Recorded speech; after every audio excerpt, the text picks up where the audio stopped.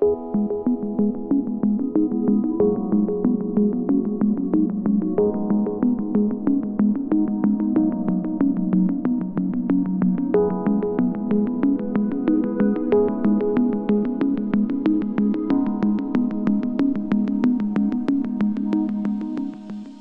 years, Acu-Rite has been your provider for solutions in digital readouts and control systems for your manual machine tool applications.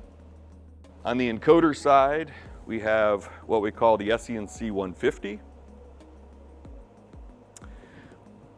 We have a smaller, low-profile encoder called the SENC 50, typically used in like on the compound of a lathe or the cross slide of a lathe, some grinder applications, some comparator applications, but where you have smaller constraints on mounting the encoder itself.